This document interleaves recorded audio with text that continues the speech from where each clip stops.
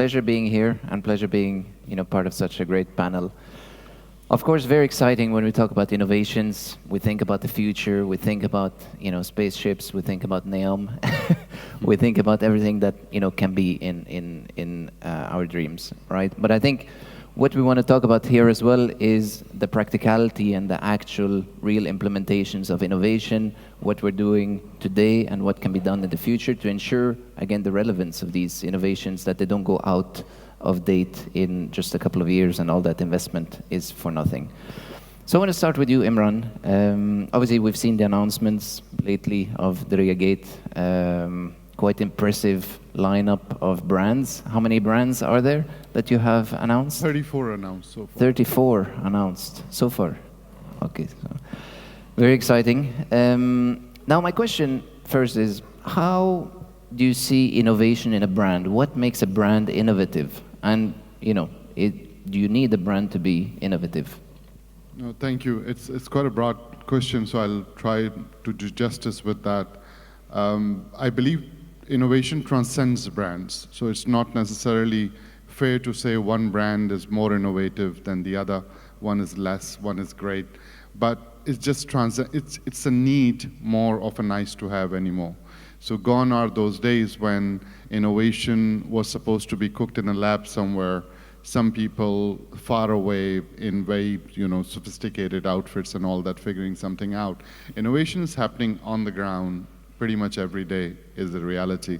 So from a hospitality perspective, hospitality brands perspective, especially the ones that we have partnered up with, you have the names, I'm sure it's out there in the public knowledge, but you have anybody from in the global sphere that are respected, right from your Four Seasons to Ritz-Carltons, to Capella, to Rosewood, to Raffles, to Armani and Baccarat. They know we are not there as a developer to teach them what innovation is. They are there, they have a certain brand pull, brand following, people love them for a reason, people follow them for a reason. So brands will do their thing in terms of how to stay relevant, how to make sure that the audience and the customers that they are bringing in, they aspire to bring in, how to keep themselves relevant and engaged. From a developer perspective, of course, the properties that we are developing, constructing and designing. So it starts from the very early stage, right from envisioning stage, from design stage, all the way whether we are looking at a concept, schematic, detail, anything that we're looking at. We're working hands in hands with the brand. We're lucky to be working with Chadi and the team as well on a number of properties, including the Ritz-Carlton, the luxury collection, and the Edition, and the Moxie. So the spectrum is quite big. You go from luxury to mid-scale. How do we make sure, from a developer's perspective, as a master developer perspective, that we have enabled them, their design team, to think out of the box, to think what is coming. So those are the two aspects that my 2 cents would be, that brands need not to be taught. Brands know what they're doing. They need to stay relevant. They need to look forward to making sure that they are not just relevant today but tomorrow. But from a master planning and development perspective, we are there as an enabler. We are there as a partner. We are there. Of course, the funds are there, but funds are not everything. It's the thought process and making sure that we work with them. Thank you. Thank you, Imran. Ian, I want to ask you about the changing expectations of the new generations.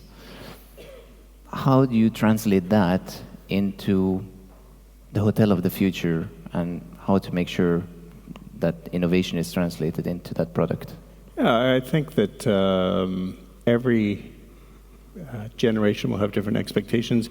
The same generations will have different expectations year by year. So you have to build a mechanism where you can measure what's going on in your environment, and then you have to have a culture that will allow you to iterate and improve rapidly as you move forward. Otherwise, it's kind of like, the best analogy I can think of is walking up a down escalator, or walking up a down escalator. And you're moving fast and you're standing still. So you have to be moving very fast to make any progress. And if you're not moving, you're actually going backwards. And so I think that if you can put the right receptors out into the environment, if you empower your people so that you don't have this core centralized decision making, but you can push it down, then you're able to react far more rapidly to any changes in your environment. And then it's some trial and error. So you have to be willing to take some risks and have some failures. But don't bet the whole brand on it. Don't bet the farm on it. Figure out ways that you can test it in a small manner, iterate, and when something seems to have traction, you kind of move with it. And I think the world is only going to move exponentially faster. You see how fast things like ChatGPT and other technologies are disrupting our space. If you don't have an organization that can move that quickly, that's that agile, it's going to be difficult. And I personally think that we're in for some great disruption in the hospitality business. Yeah, no, great thoughts there about, trying and testing and learning from that and measuring what you're actually doing to then implement, on a larger scale once it actually works, rather than implementing something and then realizing 2 years later this doesn't work. Chadi, I want to, ask you a bit about what hotel operators, because Imran was mentioning that, a lot of the responsibility is left to the operators in terms of innovation, because the brands, you are the custodian of these brands that are coming in and developing new brands, existing legacy brands. So I want to understand how operators are looking at that whole innovation piece and making sure the brands are kept innovative. Well, look, from our perspective, we try to focus, I think Imran touched on a very, very important point. We talk about innovation, and the first thing that comes to mind usually is some really tech-savvy computer or robot. But at the same time, when you have a wealth of knowledge with more than 8,300 hotels worldwide, innovation happens every single day in these hotels. Every single day there's a GM that tries to think a little bit outside of the box.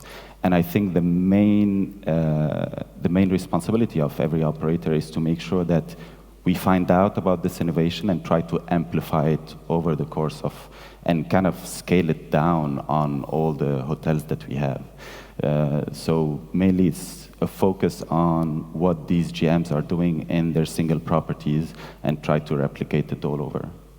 And are you, I think, back to Ian's point as well, how do you make sure that what one hotel does successfully could be implemented into other hotels globally?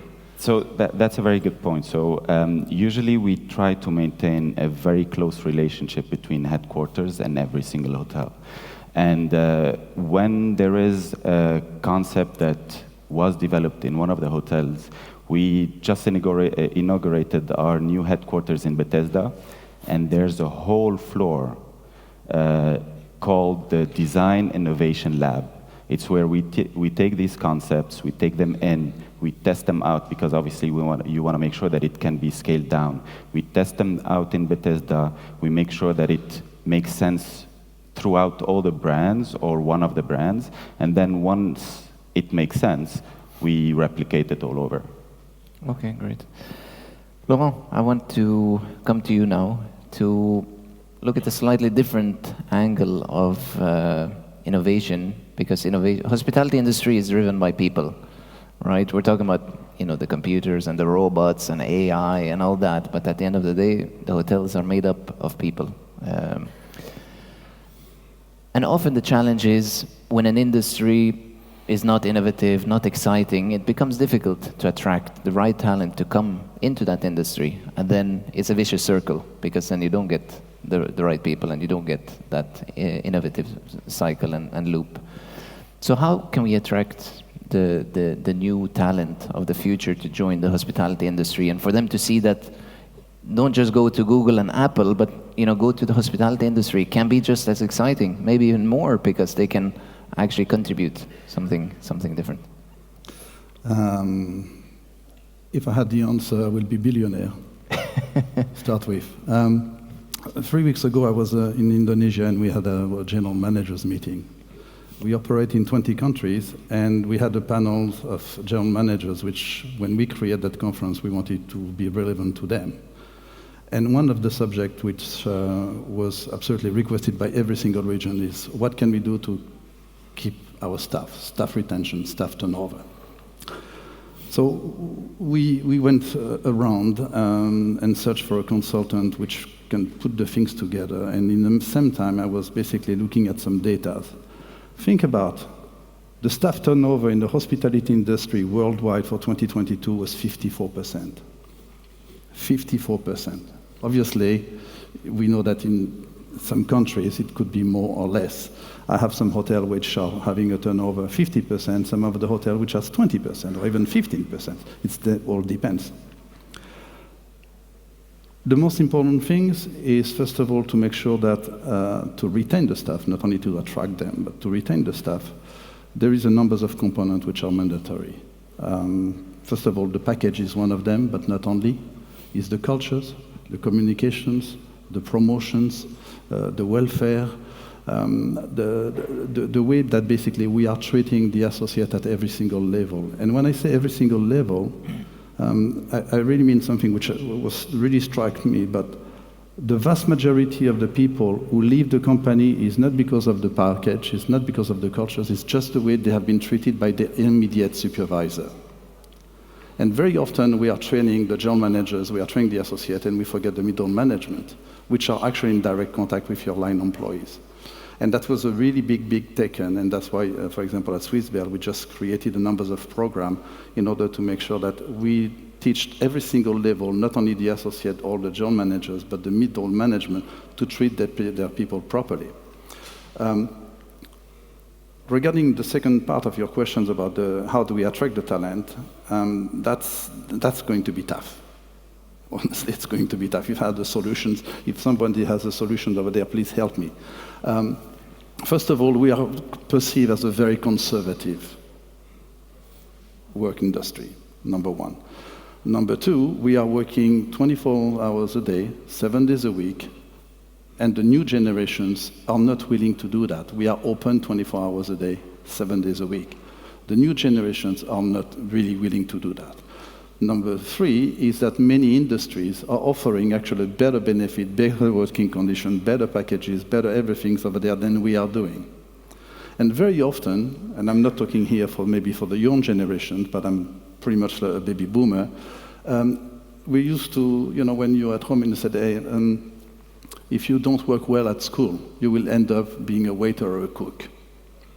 And in many situations, it's still exactly the same. If we want to raise the talent, we need, first of all, to train them from the beginning and teach them about that hotel industry is not only what you see. You have a lot of things which can be done, but we need to communicate. Thank you. On the topic of, human capital and the new talent of the future, Chadi, I want to ask you, is there a new way of operating hotels? Because obviously hotels have been operated in the same way for the past 50, 100 years. You have the big boss on top, general manager, he's the captain of the ship.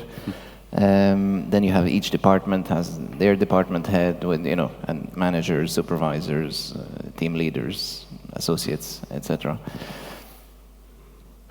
Well, look, it's when you look at the hospitality business, you have different segments, right? So you can start from the select service and you go up to the luxury.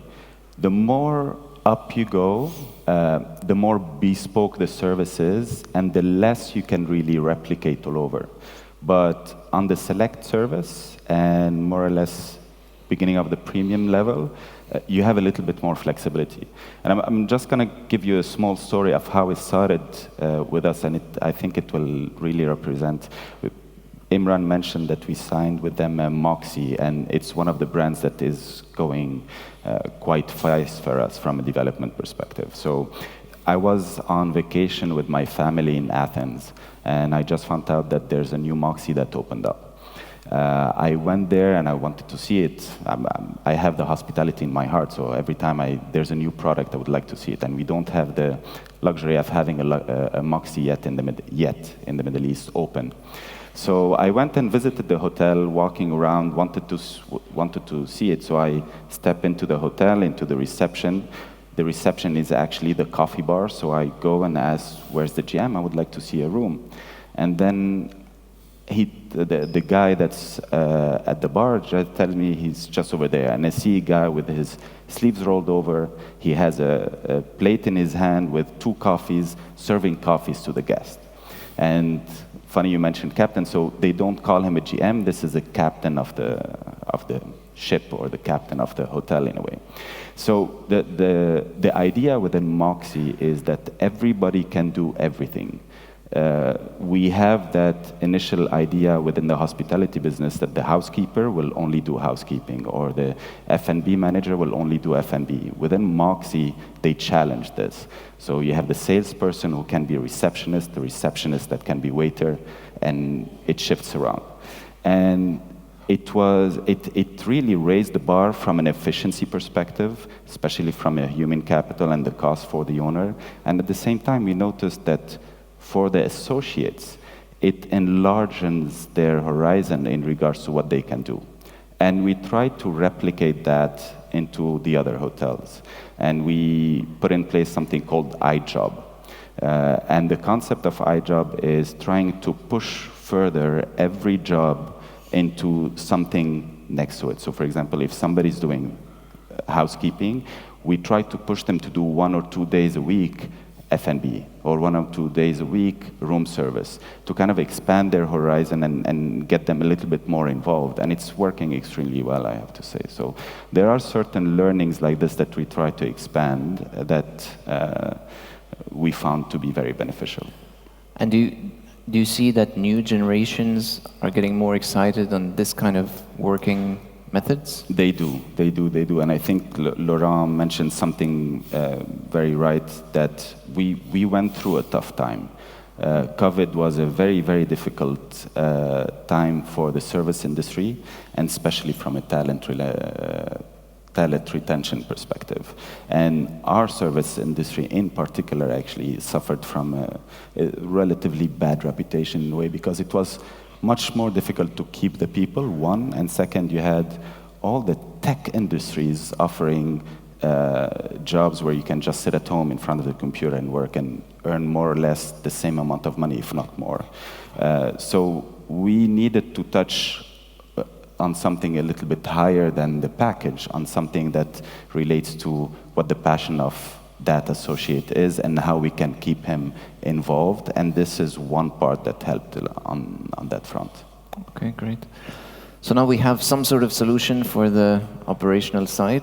Coming to the design side, Ian, I want to ask, regarding, it's all about the demographic shift and new generation coming into the future, because here about innovations, we're looking into the future, how we design for the future and for the future generations. How can we make sure that we do design for the new generations? I think we have to totally rethink how the hotel business works. We've kind of stood still for a long time while the rest of the world has moved. I mean, look at how the leading companies, the most valuable companies in the world run their business today, how few people it takes to generate so much revenue, and we have to rethink the way that we operate. I think the first thing I would say is we don't know really whether designs work or not, because we don't measure it in any way. 30 years ago when I was running call centers, I could have told you what the service level was at 10:15 a.m. last Thursday, but if I said what was the check-in, did we hit our standards last Thursday at 10 a.m., no hotelier could tell you at this point in time, because we simply don't measure. We are awash in data, but we don't use the data effectively. And we do not educate our staff, so we have this churn, so we don't invest in them so that we can gain the insights out of this, and consequently we continue in this kind of vicious cycle. So today's the first day of the rest of our lives, and we do have a tremendous opportunity. I think that we're at the cusp of tremendous gains, artificial intelligence. Everyone's talked about ChatGPT, but that's just one little sliver of it. Automation is coming. And how do we work smarter? So I think multi-skilling is an excellent way, and that builds much more diversity and it builds richer jobs.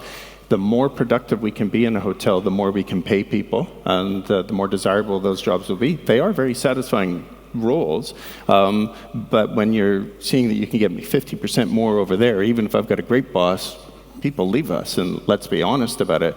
So I think we have to look at how we can push the productivity, and then how we create roles where people are learning all the time. Technology is increasing exponentially, and if we're not learning very, very quickly, then we'll be outcompeted by other people. And the reality is, I mean, we've been disrupted by Airbnb, and they're now the biggest hospitality company in the world by far, and they've invested $0 of their own dollars, but it's a technology platform, right? So how do we draw inspiration from other associated industries in order to try and drive our own development, increase productivity so that we can pay people well, create interesting, complex jobs which will keep them learning for a lifetime, and which at the core of it are really all about making people happy. And there's very few industries that can say that. So design is an element of it, and I think design is always going to be key to driving customer appeal. But how do you build design, and how do you build feedback loops so you can get a little bit better every single day at everything you do? Design, operations, marketing, service, et cetera, et cetera. Obviously today we're starting, as you said, the first day of the rest of our lives without the measurement of the past. So how do we take that practically then and design that new hotel room or the new lobby experience? Will it look like the lobby of this hotel, for example? Well, I think you're never going to find one design that appeals to everybody, right? And so you have to look at, is there iconic architecture? Marina Bay Sands would be one. Depends what your price tag is. Is there relevant architecture? Are you keeping it refreshed? Can you make it dynamic? If you haven't got it quite right, have you found a way that you could design it so that you can change it and improve it? I mean, if you didn't get the flow quite right, have you designed it so you can actually be a bit flexible? Have you designed it in a modular way so you can change bits of it without having to wait for the once every 15-year $50 million or $5 million lobby renovation? So I think we just have to be more creative about how we do things. Design is always going to be very individual. It's going to be brand-based as well. Certain brands will have a certain look, touch, and feel, and that's always going to persist. But I think rather than what's the perfect design, I would say, how do you build something that you can continue to improve and adopt and grow? Yeah. Imran, obviously there's a lot of, as we hear, there's a lot of moving pieces. You know, there are the staff, the guest, the developer, the operator, the government, the master planner, everything around that. How do you make sure all these parties work together towards innovative? Just taking forward from what Ian was talking about, which I 100% agree with. Today I'm sitting on behalf of development, but I'm an operator at heart, and that's what I've done all my life. So it resonates fully what Chadi and Ian were talking about as well. Now, from hospitality perspective, because I belong to hospitality, we can be self-critics ourselves. So let's face it, hospitality has always been that industry where innovation has been thirst upon it. It never takes it up. It just reacts. It has always been reacting and trying to catch up. Think about the days right from the internet was introduced and the dot-com bubbles and everything else, the rise of the cordless keyboards in a room and trying to give a prompt of the browser and URL on the TV. Hey, we'll come up with a checkout on the TV, you can pay your bill and this and that. Now that's not working, we'll do something else, we'll give you iPads. No, you bring your own content. Okay, we'll give you an app to mirror something, that doesn't work. So, it's just constant catch up that hospitality is doing. It always is reacting. So part of the question that you asked, I would say that it is also the time that hospitality stops painting itself completely as, oh, we are a 24 hours industry, you have to roll your sleeves up and all that. Yes, that's true. But you need to package it right to attract the talent as well. We are there to create memories. We deliver experiences. We contribute to people's lifetime memories. That's what hospitality is about. And if we are there to work accordingly by seamlessly incorporating the machine learning that's available today, people are imagining differently, people are planning differently, people are thinking about their travel plans in a different way. We used to have the tour operators and travel desk and online and this, and that's all gonna move into a different direction. People are imagining, saying, I want to be at some place where I have this and close by that, and it gives me a cultural experience and food and beverage offering, and should have a seaside, and I'm allergic to this. Where can I go? Now that's the machine-based learning that's taking all those prompt engineering that is coming up, And how do hospitality then integrates with that? Search engine optimization could be improved based on that. Earlier, we used to just buy some words, keywords on the internet and say, just buy that, say luxury hotel in Dubai. Oh, my hotel will pop up, gone. I mean, now you have to think beyond that. Design, Ian touched on that as well. Now, design, human element is always, been important, but now machine learning and the images that you see, go online, go create images today, feed the information to the system, say, I want to see this scene and that scene or this design. That's coming. I mean, AutoCAD is great and human element is fantastic, but we have to be ready to incorporate that machine learning, machine-based integration, AI coming in there, because people are imagining different, planning different. So long story short, connecting the human capital, make ourselves more attractive as an industry. It's not just, knuckles and hard work. It's great, beautiful, inspiring industry where you're creating memories. Technology, the cool kids always look at Silicon Valleys and all that. We are an industry that can do so much. Data is available. What have we done with it? What do we do with it? What will we do with it? And that's going to determine how innovative are we going to be from design as well as functional perspective. Yeah, thank you.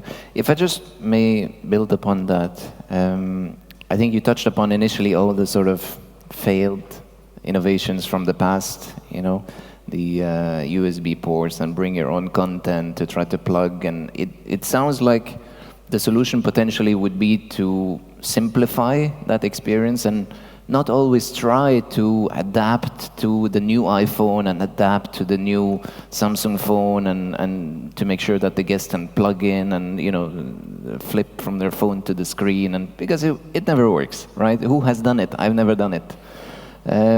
So it sounds like the guest experience in the room is just about making it more simple and more straightforward, not having a shower that, you can just turn it on instead of trying to figure out how many degrees and the buttons and there's a touch screen and you have wet fingers not working. But remember the preferences as well. For example, traditionally, and Ewan would know that, Chadi would know that, Laurent would know that, we have been noting down preferences 20 years ago on a piece of paper. Then we moved into PMS, property management system. We started noting preferences there. Prompts started coming up, but you still needed somebody to, so it's not integrated really. I mean, how the guest is behaving with the technology or interacting with the technology in the room. Channel consumption, that's available. How many general managers look at it?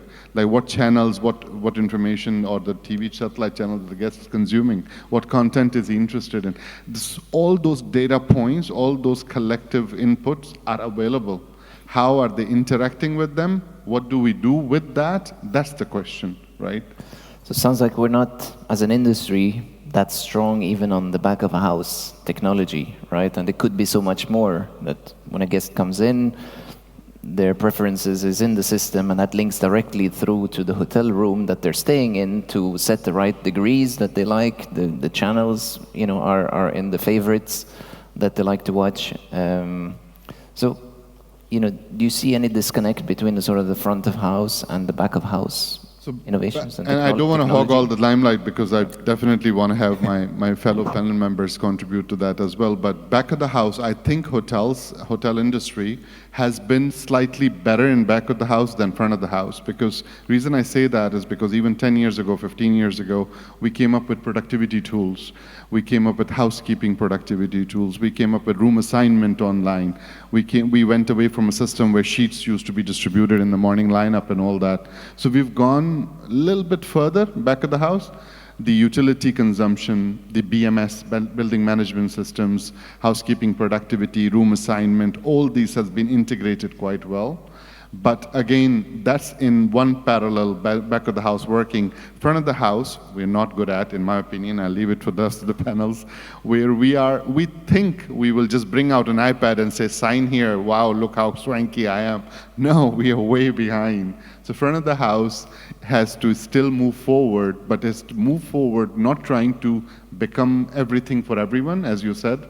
You cannot just keep saying, I'll be this for you, and that for you, and that for you, and that for you.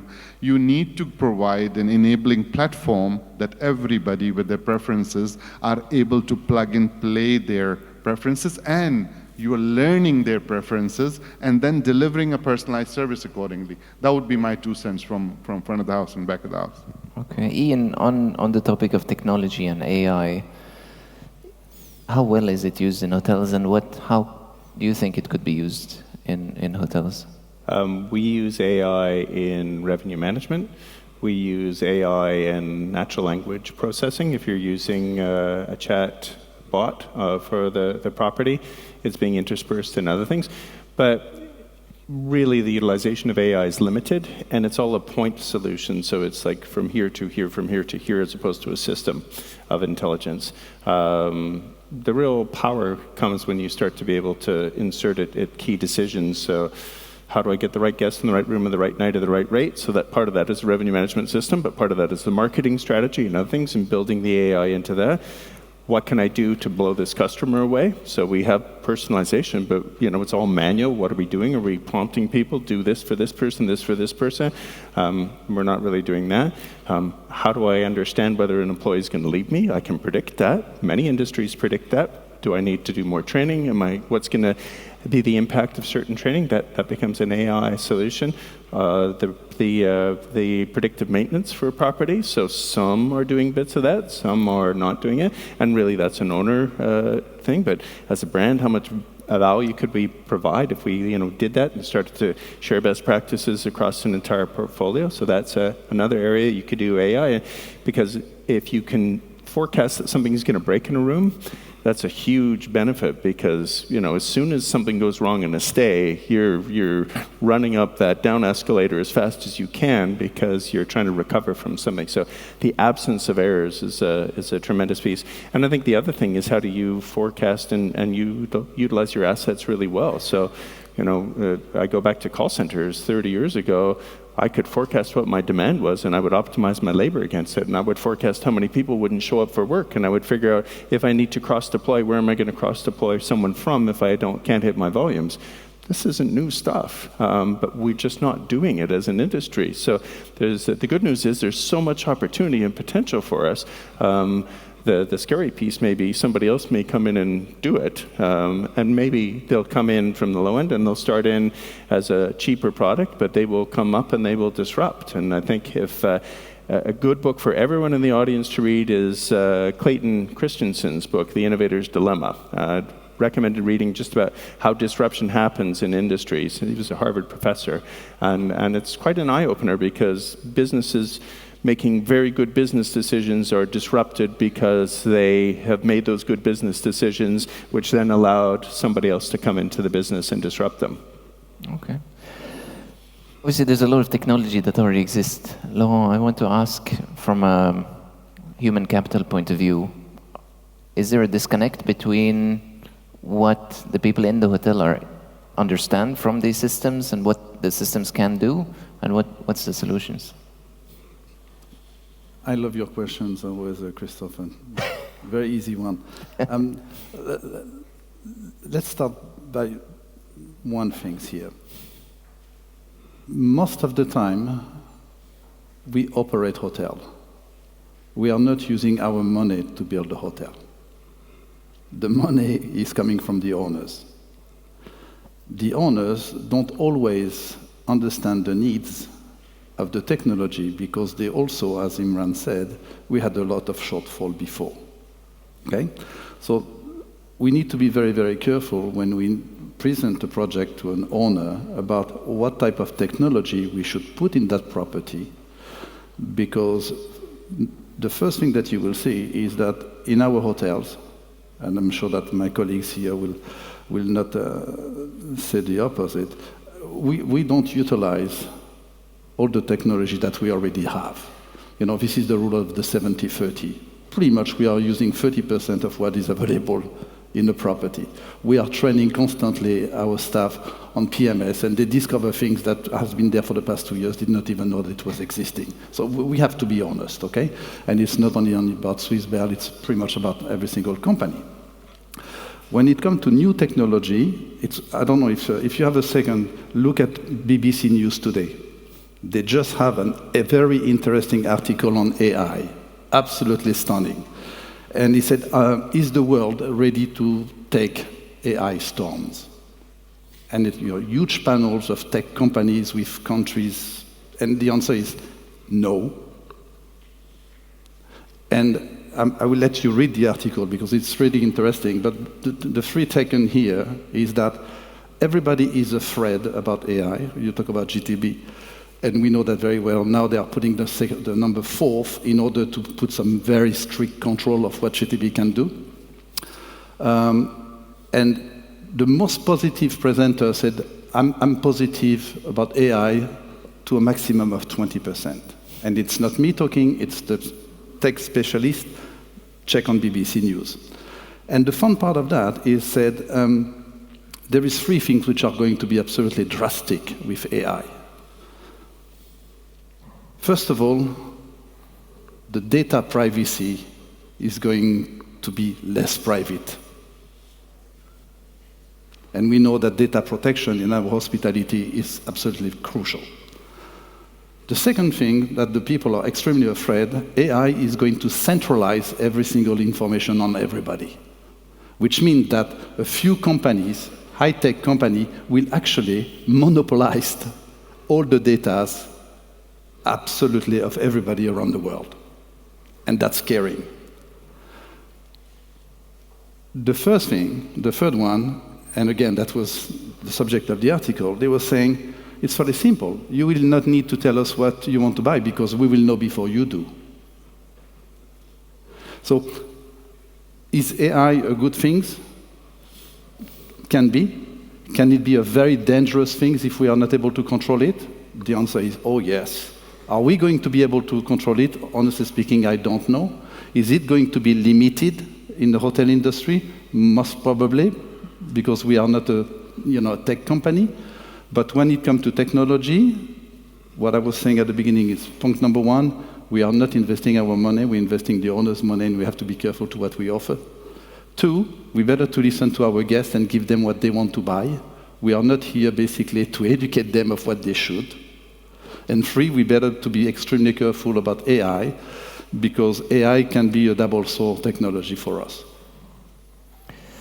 Now that we're on the topic of challenges of technology and innovation and AI, Chadi, I want to ask you, what are the barriers to all these innovations in the future? Because it's great, there's so many great ideas, we can do anything, but can we? Honestly, I think especially for our industry, and I completely agree with Imran, actually, we are unfortunately reactive and not proactive, and it's something that we definitely need to work on. But personally, I think the biggest barrier for innovation is business as usual. When you fall into the business as usual mindset, you become complacent, and then you stagnate, and there's nothing pushing you forward. Look at what happened in COVID. COVID was a necessity where every hotelier in the world needed to find solution. And this is the catalyst that will push innovation. I take an example. I just came back right now from a GM conference. We have all our Europe, Middle East, and Africa GMs gathered in Abu Dhabi. So we had around 450 GMs. They were giving some of the examples that they did to innovate within their hotels, whether it's innovate to create more revenues or innovate to better serve the guests. And one of the examples that came to mind is that the W Doha faced a complete shutdown of business. They were trying to find other solutions, and the first thing that you think of in a hotel is obviously how to fill the rooms. The GM over there put the rooms aside and said, what can we do right now in this situation to be able to bring revenue for the owners so that I can keep all the staff of the hotel and not have to fire anybody? They came up with an amazing catering concept where they did a very nice marketing boxing up catering, boxing up some food deliveries, delivered in very nice cars, and no social media, no marketing, nothing. It was just word to mouth. It went all over the market. He managed to raise the F&B revenues to such that it paid off for the whole staffing in the hotel. It's these kind of like situations that create necessities that will push people to innovate. So again, the main thing that I would think of is business as usual is the biggest barrier, and if we keep on challenging ourselves, we will always end up innovating in some sort of way. That makes a lot of sense. And on that point, Ian, I want to ask you, because obviously we don't want to wait until the next COVID or the next financial crisis or the next unfortunate event to have to innovate, right? So how can we make sure that we don't just go about business as usual and force ourselves to innovate? I think the fundamental flaw that we have in our business today is that we don't measure effectively. So we have a lot of data, but we don't make it easy to access. And so there really shouldn't be anything such as business as usual. If you look at how a software company like Google operates or like Facebook, they're measuring constantly. They'll do option A and option B, and which one works better, and how do I get better every day? But why are they able to do that? Because they're able to measure what the performance is between two different things. So I would challenge all of our hoteliers to say, how do you start to build a culture where you can do this within your own operation? You can measure it. Here's my control group, and I'm going to try something in 50 rooms out of 150, and it'll be different. Anything. Pick one thing. Don't do 10 things. Do one thing at a time, and just see what the impact was and how can you measure that. And then you're getting a bit better, but it also starts to build the culture where you're doing it. And what I would say is that if you look at lean, thinking that's kind of baked into how lean works, but lean plus data becomes a very, very powerful duo to help you accelerate the speed with which you can do these things. So the key is to just start measuring. That will then start to drive the other elements. And all the technology in the world, candidly, if you don't build the culture underneath it, it's like giving someone a Ferrari and they can't drive a golf cart. So I would say 80% of success is culture and 20% is the technology. But the measurement is where you start to build that culture, and then that gives you the justification to pay for the technology. Interesting. So the culture part is a big thing, and I think we have seen a lot of successful startups coming from outside of the hospitality industry that maybe had a slightly different mindset of, let's come in and we are the underdog, so we have to do things differently. So, what did some of these companies do well, such as, Citizen M and Zoku and these new brands that came from outside of the industry? No, I think, first of all, they were willing to take a risk. They looked carefully at what does the customer value, and how do I heavy up on that? And then how do I get rid of the things that the customer doesn't really value? But, if you look at LQA standards or Forbes standards, how many standards are there to clean a guest room?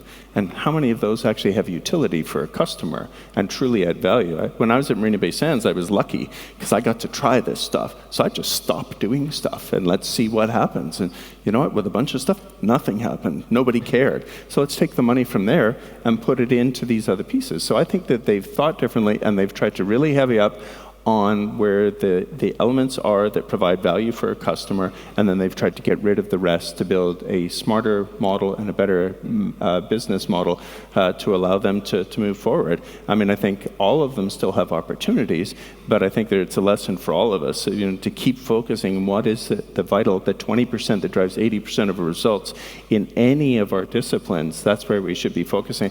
And if we can use data to help our managers focus on that 20% every single day, then that becomes magic, because every day you come into a hotel, there's a trillion things you could try and improve. And the success probably comes from choosing what you don't do every day more than choosing what you do. It sounds like, innovation is part of the culture that everyone needs to think about all the time, but it does sound like potentially there is scope to have innovation as a separate discipline, even within an industry. Personally, I think centralized innovation doesn't work well. I think you have to bake it into every element of the culture, and you have to get rid of the BAU mindset. The business as usual should be, how do I get just a little bit better every single day that we're operating? And you can't tell unless you're measuring. And for many jobs, they're completely invisible in our business unless you screw up. Nobody celebrates that their guest room is clean. But if there's a hair in the bathtub, oh, you're going to hear about it. But if we can measure that performance, because we have the housekeeping systems, we can pull back the guest satisfaction, we can catch all these people doing things right. And then they feel, oh, my work does make a difference. And I had an impact on that overall guest satisfaction improvement in the hotel. That adds a tremendous amount of satisfaction to our employees. I was just going to say that I absolutely agree, because the worst thing the hospitality can do or hotels can do is to create an innovation department or a director of innovation or something, because that definitely will not work, because it has to be seeped into every single level. It has to be part of the culture. It has to be driven at every single level. I think Ian reminded me of a good saying, an old saying, if you always think what you always thought, you will always do what you've always done. And if you always do what you've always done, you'll get what you always got. So if what you get is not good enough, you have to think different. So, from that perspective, if that culture of innovation is not a ceremonial, it's not a department in a room where something's written outside, if it's pushed down to every single person and empower them, liberate them with the thought process, allow them to contribute and do something with that. I think I'll end it on this note that recently, just last week, a few days ago, one hospitality brand announced that, hey, you can check in online. Great. Really? Is that a news? I mean, when was the airline industry that has done online check-in? And Hawaii hotels are still stuck on the fact that you can't assign a room, but you can select a seat on an aircraft. Oh, there are technical challenges. I'm a rooms background. I can understand the technical challenges. But if we do not stop thinking and doing always what we have done, we will never move forward. That's a good ending. Our time is up, but I just want to ask each one of you 10 seconds, a concrete call of action. If you have to take one step, one advice for innovation, what will you do, Laurent? Oh, very simple. Very simple. You know that the USALI edition 12 is coming out? Well, I will absolutely change one of the rules over there. On the balance sheet, labor cost is a liability. I will put it as an asset. Chadi? For me, it would be listen to your associates. Every single hotel is a center of innovation on a day-to-day basis, and if we just listen to them and gather and amplify these daily, day-to-day innovations, I think we'd be in a much better place. Ian? Make use of your data. You can't manage what you can't measure. You have tons of it. I would say, since a lot of good things have been said already from a development perspective, stop measuring innovation as a percentage of a construction cost. Think bigger and think wider. Thank you. Great way to end the session. Thank you, Imran, Ian, Chadi, and Laurent. Thank you very much. Thank you.